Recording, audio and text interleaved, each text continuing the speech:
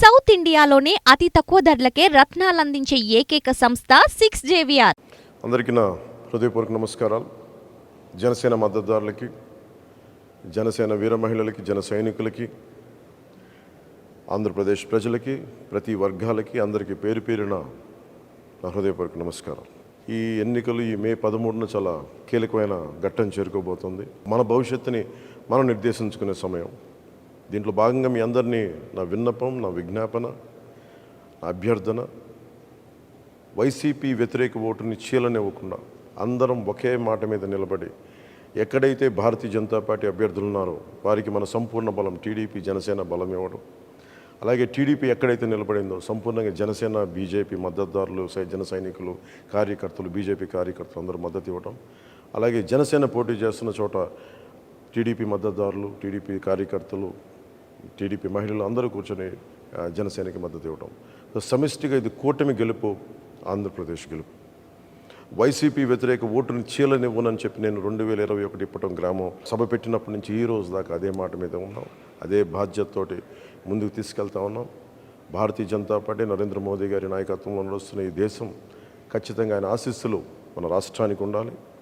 ఆ దిశగానే వారిని చాలా వ్యయ ప్రయాసాలతోటి మనం ఒప్పించి ఈ రోజున మనం ఈ పొత్తులోకి భారతీయ జనతా పార్టీ నాయకులు అంగీకారం తెలిపారు. నాకు చాలా చిన్న వయసులో నేను చదువుకున్నది ఎంజీఆర్ గారి మాటలు గుర్తున్నాయి. ఒక రాష్ట్ర ప్రభుత్వం సమర్థవంతంగా పనిచేయాలంటే కేంద్ర ప్రభుత్వం ఆశీస్సులు అవసరం అని. ఆ వాక్యం నా మీద చాలా బలమైన ప్రభావం చూపించింది. ఎందుకంటే మన కేంద్ర ప్రభుత్వం లేకుండా ఈ ఫెడరల్ స్ట్రక్చర్లో కేంద్ర ప్రభుత్వం సహాయ సహకారాలు లేకుండా ముందుకు నడవటం చాలా చాలా కష్టం. వీటన్నింటిని దృష్టిలో పెట్టుకొని ముఖ్యంగా 6 అంశాల మీద మనం ముందుకెళ్తున్నాం. విద్య, వైద్యం, ఉపాధి, సాగునీరు, తాగునీరు, లా అండ్ ఆర్డర్. విద్యకు సంబంధించి ప్రభుత్వం ఫీజు రీయింబర్స్మెంట్స్ చేయలేదు. ఎయిడెడ్ స్కూల్స్ మూసేశారు. సరైన నాణ్యతతో కూడిన విద్యా విధానం లేదు. అలాగే సంక్షేమ పథకాలు, అమ్మఒడి లాంటిది కూడా ఎంతమంది బిడ్డలు ఉంటే అంతమందికి ఇస్తామని చెప్పి ఇవ్వలేదు. ఒకరికి ఇచ్చి మరి అందరికి ఇచ్చిన భ్రమ కల్పించారు. అలాగే ఎయిడెడ్ స్కూల్స్ దాదాపు 7,000 పైచీలకు ఎయిడెడ్ స్కూల్స్ మూసేశారు. వాటిని కూడా ప్రైవేటైజ్ చేసే ప్రయత్నాలు జరిగినాయి. కొన్ని చోట్ల అడ్డుకున్నా, కొన్ని చోట్ల కుదరలేదు, కొన్ని చోట్ల ప్రైవేట్ పరం అయిపోయినాయి. అది విద్య పరంగా ఎవరికి కూడా సరైన ఫీజు రీయింబర్స్మెంట్లు జరగలేదు. ఎన్టీఆర్ హెల్త్ యూనివర్సిటీని పేర్లు మార్చేశారు. ఆంధ్ర యూనివర్సిటీని వైసీపీ కార్యాలయంగా చేశారు. విశ్వవిద్యాలయాల్లో కూడా వైసీపీ ప్రభుత్వం తాలూకు పోకడ, దాని జోక్యం నిజంగా విశ్వవిద్యాలయాల తాలూకు ఔన్నత్యాన్ని, ఉన్నతిని మంటగలిపింది. ఇవన్నీ మార్చుకోవడం, భవిష్యత్తులో నాణ్యమైన విద్య, విశ్వవిద్యాలయాల తాలూకు దాని తాలూకు సమగ్రత కాపాడుకునేలాగా ఉంటాము. అలాగే మనకి వైద్యానికి సంబంధించి మనం ప్రతి కుటుంబానికి 25 లక్షల రూపాయలు మనం హెల్త్ ఇన్సూరెన్స్ ఇస్తూ ఉన్నాం కూటమి ప్రభుత్వం తరపు నుంచి. అలాగే primary health care, secondary health care, tertiary health care అన్ని గవర్నమెంట్ హాస్పిటల్స్ని చాలా బలోపేతం చేస్తాం. అది కూటమి ప్రభుత్వం తీసుకున్న నిర్ణయం. అలాగే ముఖ్యంగా ఎక్కడైతే మనకి పొల్యూషన్ ఉందో, కాలుష్యం ఉందో, కాలుష్యం ఆరోగ్యాన్ని ఇబ్బంది పెడుతుందో ఆ కాలుష్య నియంత్రణ మండలి ద్వారా వాటిని సరిచేసే బాధ్యత కూటమి ప్రభుత్వం తీసుకుంటుంది. ఉపాధి మనకి వచ్చి అన్ని మెగా డిఎస్సిని రిలీజ్ చేస్తాం, డిఎస్సి రిలీజ్ చేస్తాం, 18,000 పైచిలకు పోస్టులను భర్తీ చేస్తాం, పోలీస్ కానిస్టేబుల్స్, ఎస్ఐలు పోస్టులు భర్తీ చేస్తాం, నిరుద్యోగాన్ని రక్కసిని పారదోలుతామని చెప్పి మనకి ప్రభుత్వంలోకి వచ్చిన వ్యక్తి కనీసం పట్టుమని 10 ఉద్యోగాలు కూడా ఇవ్వలేదు.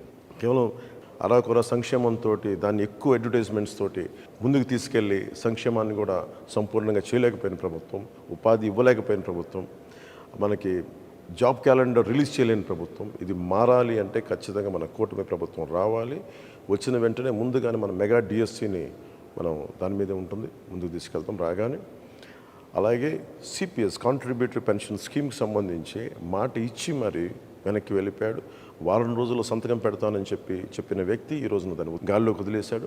స్కూల్స్లో పాఠాలు చెప్పి టీచర్లను తీసుకెళ్ళి మనకి యారెక్ షాపుల దగ్గర, సారాయి షాపుల దగ్గర క్యూల్లో సరిచేసే బాధ్యతలు అప్పచెప్పాడు. ఇది వారిని మన గురు బ్రహ్మ, గురు విష్ణు, గురు దేవ మహేశ్వర అని చెప్పి మనం గురువుని ప్రార్థించుకునే పరిస్థితుల్లో తీసుకొచ్చి మద్యం షాపుల దగ్గర పనిచేసే విధంగా ఈ ప్రభుత్వం గురువులను అవమానం చేసింది. ఉద్యోగులకి సిపిఎస్ ఇవ్వలేదు. వీటన్నిటిని దృష్టిలో పెట్టుకొని నేను గురువులకి గౌరవం ఇచ్చేలాగా వారికి వేతనం సకాలంలో అందేలాగా. అలాగే సిపిఎస్, నేను ఉమ్మడి ఆంధ్రప్రదేశ్ మాజీ ప్రభుత్వ ఉద్యోగ కొడుగ్గా నాకు కష్ట నష్టాలు తెలుసు. ఈ రోజుకి మా అమ్మకి మా నాన్నగారి పెన్షన్ అందుతూ ఉంటుంది. దానికి తాలూకా కష్టం తెలుసు నాకు. అలాంటిది కంట్రిబ్యూటరీ పెన్షన్ స్కీమ్ పదవి విరమణ చేసిన ఉద్యోగులందరికీ కూడా సంవత్సరం లోపు నేను మీకు మాటిస్తున్నాను. సంవత్సరం లోపు దీనికి పరిష్కారాన్ని కనుక్కొని మీ పదవీ విరమణ మీకు భయపెట్టేది కాదు, మీకు భరోసా ఇచ్చేదిలాగా ఉంటుందని చెప్పి మనస్ఫూర్తిగా నేను మీకు పదవి విరమణ చేయబోతున్న ఉద్యోగులందరికీ నేను తెలియజేసుకుంటా ఉన్నాను. నేను మీకు మాటిస్తున్నాను, సంవత్సరం లోపు దానికి పరిష్కార మార్గాన్ని కనుక్కొని మేము పారిపోం. నేను మీకు మాటిస్తున్నాను, నేను నిలబడతాను. అలాగే సాగునీరు, మనకి ఇన్ని ప్రాజెక్టులు ఉన్నాయి. ఈరోజు మెగా ప్రాజెక్టు 2004 నుంచి ప్రత్యేకించి జల యజ్ఞం మన పదం అనే కానీ జల దోపిడీ అయిపోయింది. ఎక్కడైతే సాగునీటి ప్రాజెక్టులు ఉన్నాయో ఉన్న ప్రాజెక్టులని సరిగ్గా మెయింటెనెన్స్ చేయకుండా, కాలువలు పొడికలు తీయకుండా, డ్రైనేజీలు సరిగ్గా తీయకుండా, డ్రైనేజీలను అలాగే లాకులు ఇటువంటి కనీసం మినిమం మెయింటెనెన్స్ కూడా చేయకుండా చాలా వేలాది లక్షలాది ఎకరాల ఆయకట్టు సరైన నీటి సౌకర్యం లేక, చివరి ఆనకట్టుకు చివరున్న పొలాలకి సరైన నీటి సౌకర్యం లేక నలిగిపోతున్నారు ప్రజానికి. గిట్టుబాటు ధర లేదు, మద్దతు ధర లేదు, ధరల స్థిరీకరణ నిధిని సంపూర్ణంగా అది తీసుకెళ్ళలేదు. అందుకని నేను కౌలు రైతులకి సొంత డబ్బుని ఇచ్చిన వాడిని, కౌలు రైతాంగానికి, రైతులకి, అన్నం ముద్ద పెట్టే రైతులందరికీ నేను మీకు మనస్ఫూర్తిగా మాటిస్తున్నా. మీ క్షేమం కోసం, మీ సంక్షేమం కోసం కూటమి ప్రభుత్వం అండగా ఉంటుంది. అలాగే ముందు బాధ్యతగా మొదటి రాగానే ఏవైతే మైనర్ ఇరిగేషన్, చిన్న ఇరిగేషన్ ప్రాజెక్ట్స్ ఉన్నాయో వాటిని తొందరగా పూర్తి చేయడంతో పాటు ఉన్న ఇరిగేషన్ ప్రాజెక్ట్స్ని సమర్థవంతంగా పనిచేసేలా తీసుకుంటాం. ఇరిగేషన్, డ్రైనేజ్ వీటన్నిటిని సరి చేస్తామని మీకు అందరికీ మాటిస్తూ, మీకు రైతు భరోసా కేంద్రాల దగ్గర నుంచి ప్రభుత్వం నుంచి మీకు సరైన మద్దతు రాలేదు. అవి బాధ్యతగా తీసుకొని అది మీ సంక్షేమం మా మొదటి బాధ్యత. దానికోసం మేము వెన్నంటే ఉంటాం. మీ కష్ట నష్టాలకి కూర్చొని వీళ్ళలాగా మీ కష్టాలు వస్తే, వర్షం పడితే రైతుల్లో మొలకలు రాక ఏమొస్తుందని చెప్పి దిగజారుడే మాటలు అలాంటి ప్రభుత్వాలు కాకుండా బాధ్యతగా మీరు ఒక మాట మాట్లాడితే చేతులు కట్టుకొని మీ దగ్గరికి వచ్చి మేము మీ సమస్యలను తెలుసుకొని మేము మీకు అండగా ఉంటాం. అలాంటి ప్రభుత్వం రాబోతుంది కూటమి ప్రభుత్వం. తెలియజేసుకుంటూ రైతన్నలకు తెలియజేసుకుంటూ, ముఖ్యంగా మనకి తాగునీరు ఏ మూలకెళ్ళినా, ఏ నియోజకవర్గానికి వెళ్ళినా మినిమం కనీసం ప్రాథమిక హక్కు అది, మంచి నీరు రావటం అనేది. అలాంటి మంచినీరు కూడా ఇచ్చే పరిస్థితుల్లో లేదు. కేంద్ర ప్రభుత్వం జల్ జీవన్ మిషన్ అనే ప్రధానమంత్రి గారి ఆధ్వర్యంలో ప్రధానమంత్రి జల్ జీవన్ మిషన్కి నిధులు వచ్చినా కానీ ఈ ప్రభుత్వం దాన్ని ముందుకు తీసుకెళ్ళలేదు. మేము మీకు మాటిస్తున్నాం, అహిర్నిశలు మేమందరం బాధ్యత మరి తీసుకొని మనకి కనీస రక్షిత మంచినీరు ప్రతి ఇంటింటికి అందేలాగా మేమందరం బాధ్యత తీసుకుంటాం అనేది మీకు తెలియజేసుకుంటాం ప్రతి ఒక్కరికి. అలాగే మధ్యతరగతి కుటుంబాలకి మీరు కష్టాలు నలిగిపోతూ ఉన్నారు, ఎక్కువ మీరు కూర్చోబెట్టి అందరూ మీరు నలిగిపోతారు, ట్యాక్సులు కడతారు, మీరు సంక్షేమ పథకాలు ఉండవు. మీకు కనీసం మీకు ఇవ్వగలిగింది భరోసాతో కూడిన ప్రభుత్వం ఇవ్వాలి, లేదంటే మీకు ధరలు తగ్గించే ప్రభుత్వాలు ఉండాలి. అందుకనే కూటమి పెట్టుకుంది ముఖ్యంగా 3 సిలిండర్లు మహిళలకి ఉచితంగా ఇవ్వాలని, బస్సు ప్రయాణం ఉచితంగా ఉండాలని, ఇలాంటి సంక్షేమ పథకాలతో ముందుకు వస్తున్నాం. ముఖ్యంగా నిరుద్యోగులకి ప్రతి నెల మనకి ఉద్యోగం లేనప్పుడు నిరుద్యోగ భృతి వీటన్ని ముందుకు తీసుకెళ్తాం. ఎన్నోసార్లు జనవాణి కార్యక్రమంలో నేను ఒకటి నిర్ణయించుకున్నాను, చాలా ఆవేదనతోటి అందరికంటే వెనుకబడిన వాసులు మేము, మమ్మల్ని సమాజం గుర్తించదు, మా కష్టాలను గుర్తించదు అని చెప్పి దివ్యాంగులు నాతో పెట్టుకున్న గోడు నన్ను ఎప్పుడు కదిలించేసేది. దాంట్లో భాగంగానే మనకి తెలుగుదేశం, జనసేన ఉమ్మడి మన మేనిఫెస్టో కమిటీ కూర్చొని ప్రత్యేకించి దీని మీద దృష్టి సారించి ప్రతి దివ్యాంగులకి 6,000 రూపాయలు నెలకి ఇంటికి వచ్చి అందజేసేలాగా, అలాగే ఎక్కడైతే సంపూర్ణంగా దివ్యాంగులు మొత్తం శరీరం అంతా చచ్చుబడిపోయిందో వారికి నెలకి 15,000 రూపాయలు అందజేసేలాగా, అలాగే తలసీమియా లాంటి వ్యాధిగ్రస్తులకి నెలకి 10,000 రూపాయలు వచ్చి అందజేసేలాగా ఈ బాధ్యత కూటమి ప్రభుత్వం తీసుకుంటుంది. ఈరోజు మేము పెట్టుకున్న సంక్షేమ కార్యక్రమాలు అన్నీ కూడా నిరుద్యోగులకు కానీ, రైతాంగానికి కానీ, మీరు మేనిఫెస్టో చూస్తే అన్ని సంక్షేమ కార్యక్రమాలు కూడా మేము చాలా బాధ్యతగా తీసుకొని చేస్తాం. చాలా బలమైన బరువు, చాలా బలమైన బాధ్యత. ఎందుకంటే మనసుంటే మార్గం ఉంటుంది. వైఎస్ జగన్కి ఇసుక మీద 41,000 కోట్లు, మద్యం మీద 40,000 కోట్లు వాళ్ళు అడ్డగోలుగా దోచేసుకున్నారు. మన ఆరోగ్యాల్ని హాని చేసి, అసలు ఫిల్టర్ చేయని లిక్కర్ని ప్రజలకు అమ్మేసి, నరాలు దెబ్బతినేంత మందు నమ్మి ఈ రోజున ఒక చిన్న భిన్నం చేశారు వ్యవస్థని. మద్యపాన నిషేధం అని చెప్పిన ప్రభుత్వం మద్యపానాన్ని అమ్మటం. సో అందుకని వీళ్ళందరికీ మేము కోరుకుంటుంది, ఇది ఎంకరేజ్ చేయటం కాదు, కాకపోతే మీకు కల్తీ లేని ఒక మద్యాన్ని కనీసం అందించడం, కనీసం మీ ప్రాణరక్షణకి వయసెస్ని వ్యసనాలని ఎవరు ఎంకరేజ్ చేయం. కానీ మనకు 6 రాష్ట్రాలు మన చుట్టుపక్కల, మన ఆంధ్రప్రదేశ్ రాష్ట్రానికి 6 రాష్ట్రాలు మనకి చుట్టుపక్కల సరిహద్దులు ఉన్నాయి. సో మనకి సంపూర్ణ మద్యపాన నిషేధం అది చేయడం చాలా కష్టసాధ్యం. కానీ అంచెలంచెలుగా ఆడపడుచులు, మహిళలు కోరుకున్న చోట, ఒక గ్రామం కోరుకున్న చోట, ఒక ప్రాంతం కోరుకున్న చోట అక్కడ మద్యం షాపులు కానీ లేదంటే యారక్ షాప్స్ కానీ అవి లేకుండా చూసుకునే బాధ్యత ప్రజలు, మెజారిటీ శాతం ప్రజలు కోరుకుంటే అక్కడ మద్యాన్ని సంపూర్ణంగా నిషేధించే బాధ్యత కూటమి ప్రభుత్వం తీసుకుంటుంది.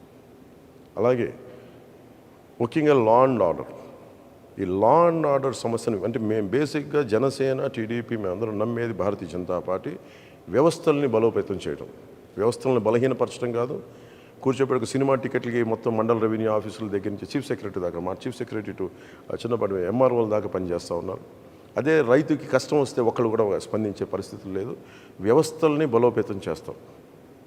పోలీస్ వ్యవస్థని కానీ, రెవెన్యూ వ్యవస్థని కానీ, అన్ని వ్యవస్థల్ని బలోపేతం చేసి వారికి సాధికారతని వారికి ఇచ్చే దిశగా మేమందరం బలమైన నిర్ణయం తీసుకున్నాం. అది మనకి ప్రజాస్వామ్యాన్ని పరిరక్షిస్తాం. లా అండ్ ఆర్డర్ చాలా చాలా చాలా బలంగా ఉంటుంది. లా అండ్ ఆర్డర్ బలంగా ఉన్న చోట అన్ని పథకాలు బాగుంటాయి. లా అండ్ ఆర్డర్ బలంగా ఉన్న చోట పెట్టుబడులు వస్తాయి, పరిశ్రమలు వస్తాయి, పరిశ్రమలు వచ్చిన చోట ఉపాధి అవకాశాలు ఉంటాయి. వీటన్నిటిని దృష్టిలో పెట్టుకొని మీ అందరికీ పేరున ప్రతి ఒక్కరికి 2 చేతులెత్తి అభ్యర్థిస్తున్నాను, ఆర్థిస్తున్నాను. వైసీపీ వ్యతిరేక ఓటు చీలకుండా భారతీయ జనతా పార్టీ పోటీ చేస్తున్న చోట, తెలుగుదేశం పోటీ చేస్తున్న చోట మీరు సంపూర్ణంగా జన సైనికులు, జనసేన వీర మహిళలు, జనసేన మద్దతుదారులు. ఎట్టి పరిస్థితుల్లో వైసీపీ నాయకులు రకరకాల మాటలు మాట్లాడుతూ ఉంటారు. మేము గెలిచి మేము జనసేనలోకి వెళ్ళిపోతాం, ఇలాంటి అబద్ధాలను మీరు నమ్మకుండా సంపూర్ణంగా కూటమి అభ్యర్థులకే జనసేన ఓటు సంపూర్ణంగా వారికి మీరు వేయాలని మనస్ఫూర్తిగా కోరుకుంటూ, అలాగే టీడీపీ మద్దతుదారులకి, టీడీపీ నాయకులకి, టీడీపీ కార్యకర్తలకి, భారతీయ జనతా పార్టీ కార్యకర్తలకి, భారతీయ జనతా పార్టీ మద్దతుదారులకి మనందరం ఈసారి మనస్ఫూర్తిగా అందరం ఒకసారి కలిసి ఒకటే చోట, ఒకటే అడుగుతోటి, ఒకటే భావంతో ఆంధ్రప్రదేశ్ని సంరక్షించుకుందాం. నరేంద్ర మోదీ గారి నాయకత్వంలో వికసిత్ భారత్లో అంతర్భాగం వికసిత్ ఆంధ్రప్రదేశ్ కూడా మనందరం కలిసికట్టుగా మనం ముందుకేసి ఓటేసి కూటమిని గెలిపించుకోవాలి. కూటమిని గెలిపించుకోవడం మన బాధ్యత. ఇది మన భవిష్యత్తుకి చాలా భరోసా ఇచ్చే ప్రభుత్వం. ఇది మీ అందరికీ తెలియజేసుకుంటూ, ప్రతి ఒక్కరికి పేరున ధన్యవాదాలు తెలియజేసుకుంటూ సెలవు తీసుకున్నాను. జై జనసేన, జై టీడీపీ, జై బీజేపీ, జై హింద్.